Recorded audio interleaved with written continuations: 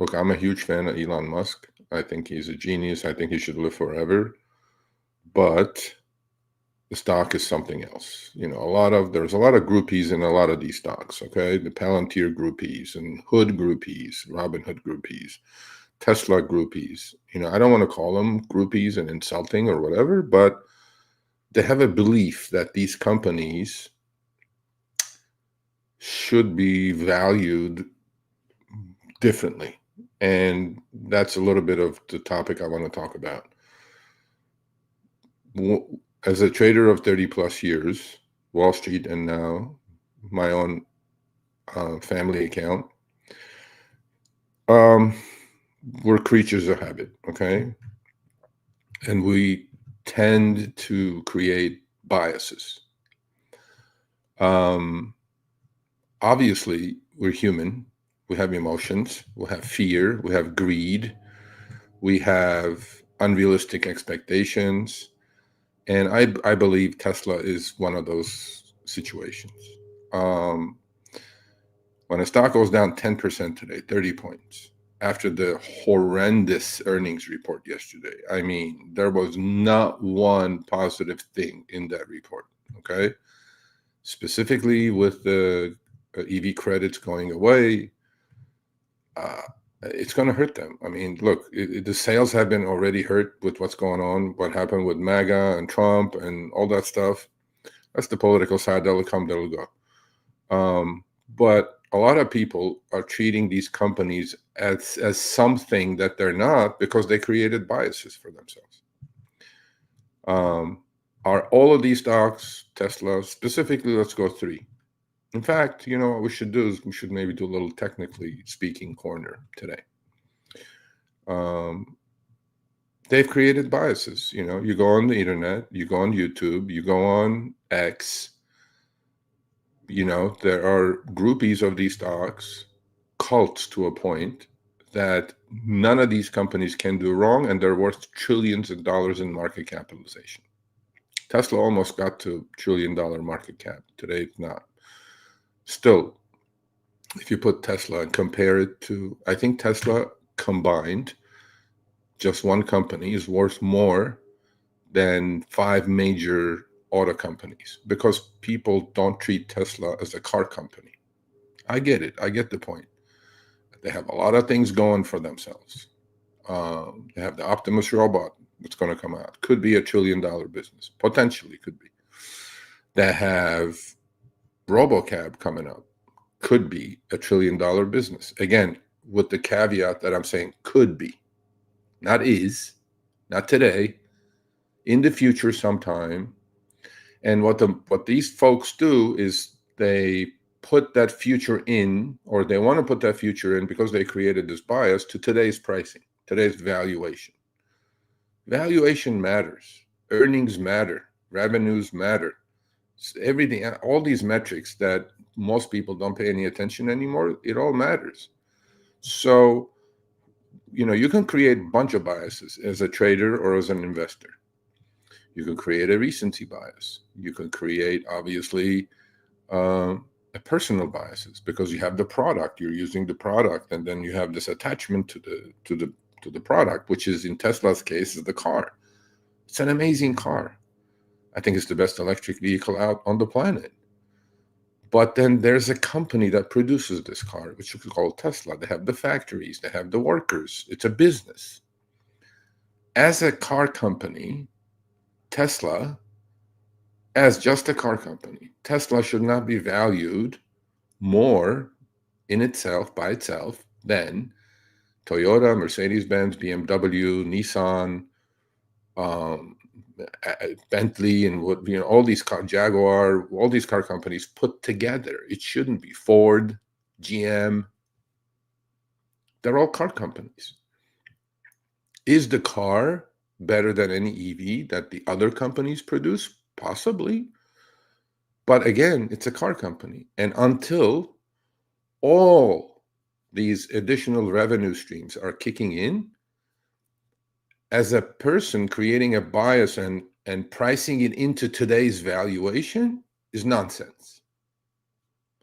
Now, I do understand Wall Street looks ahead, but what's happening now is that we're looking so far ahead. And yes, Optimus could be a trillion business on its own. Yes, RoboCap could be a trillion business on its own. But is it accretive? And how much we should fast forward all these things that are coming down the pipe? And how much of that valuation should we add into today? Not 6 months ahead. Yes, I do understand looking ahead is what we do on Wall Street. But there is no timeline. There is no concrete timeline. Doesn't mean that Tesla is not a wonderful company and could be a $3-4 trillion market capitalization company. But expecting it to happen today and being disappointed when the stock is only worth $900 billion combined, more than all other major car companies combined, no. To me, I look at the stock differently than the product. The stock's valuation is extremely high, with sales declining, and that's the only thing that they're producing. That's the only money that's coming in. That's the only revenue source that they have now. And they need expenditures to support all these other avenues of potential future earnings and revenues, which is the robots, which is the RoboCab, and all these things. The money that's coming in is only from cars, sales, services, and things like that. So, creating this bias saying that, Tesla should be $1,000 a share is nonsense. Again, I love the guy. I love the car. The stock, not so much. I've done a video about this in the past, got some heat. Tesla, as a stock, has been dead money for the last 4 years plus. Now, if you bought Tesla 10 years ago, you're way ahead. But for the last 4.5 years, it's been dead money, while the S&P 500 is up over 60%. So now, is Tesla a good trading stock? Absolutely, because it moves wildly. It went from 150 after the election. It's got up as high as 450. We're back down to 300. But the point I'm trying to make in all of this is today's valuation of Tesla, even with the 30 points down today, is that high? My opinion, yes. And I'm not smart enough to put a valuation on Tesla because there is so much retail interest in the stock. But after that earnings report, when stock goes down 30 points, 10%, and people go crazy and disappointed and saying, yes, more buying opportunity, more buying. Okay, fine. It's going to be dead money.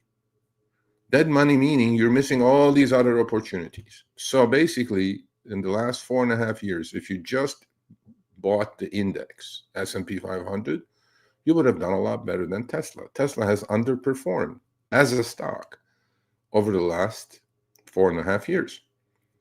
Going forward, should I personally create a bias and say value Tesla at $3 trillion market capitalization like Nvidia at $4 trillion because they have the products coming up? I don't know. And I don't think Wall Street is going to do that. I don't think Wall Street is going to reward Tesla with an extremely high valuation because they have these things coming. Let's see. Proof of concept, right? Proof of product. Let's have them come out to the market. Let's have them be accretive to revenues and earnings, future earnings. Again, Wall Street looks 6-8 months, a year ahead. What is the revenue stream that's going to be coming from Optimus robot when they go on sale for $10,000, $20,000 a piece? How many people can afford those? Maybe with scale, the price of a robot will come down to $1,000, like an iPhone, or $2,000. And we'll all have like 3-4 robots roaming around, running around the house, one cooking, one cleaning, one driving us and doing that. I get it. But it's not accretive. It's not now, and it shouldn't be priced in. So all the, Tesla lovers as a company should not be crying foul, saying, "Oh, yeah, stock's down 10%." Yeah, I mean, I don't see anything else going on. And if you did listen to that conference call yesterday, it's pretty dismal. especially the guidance part. Everybody expected the car sales to be down. I get it. What's going to happen to car sales when the EV credits go away? I mean, massive source of revenue for Tesla, that $7,500 EV credit. It's going away. And yeah, so that's one. And a couple other ones. When it comes to these personal biases, recency biases people create in their minds, obviously, they own the stock, Robinhood, Palantir. Again, I'm not saying they're not wonderful companies. I'm sure they are. But for me, to buy Robinhood at $100 today, expecting it to double from here is nonsense. It was already expensive at 75. At 100 is more expensive. Palantir, great, wonderful company. Where are the sales? It's selling 60, 80 times sales. Forget earnings, right? So my point in all of this is stocks, for me, as a trader, investor, different story. As a trader, should be bought and sold. Look what happened to Palantir. Look what happened to Robinhood, when the market sold off 20%. And connecting that to today, market sells off a little bit. Everybody gets like, oh, yeah, buy the dip, buy the dip. I'm like, great, yeah. Buy the dip has been the thing to do for the last, 2.5, 3 years. We'll see. We'll see where it goes. But I cannot, as a trader or an investor, I try not to create biases for myself. That's why I don't day trade, by the way, because you have to create so many biases during the day. Draw the lines and do this and do that. Buy now, sell now, cover now. Like, you're just not going to have success at it. In fact, I urge all of you to go watch the video I put out yesterday, which talks about the rules that applied to trading in 1925, and it still applies today. Although we're automated, we have algorithms running, we have high-frequency traders trading, speed of things is absolutely ridiculous these days, but there are certain rules that still applies, and personally speaking, those are the rules I follow. I talked about it, the 3 Ps, right? Patience, position, sizing specifically, and planning. If you don't have the 3 Ps, I don't care what you are, how much money you have. Market doesn't care who you are. Market doesn't care how much money you have.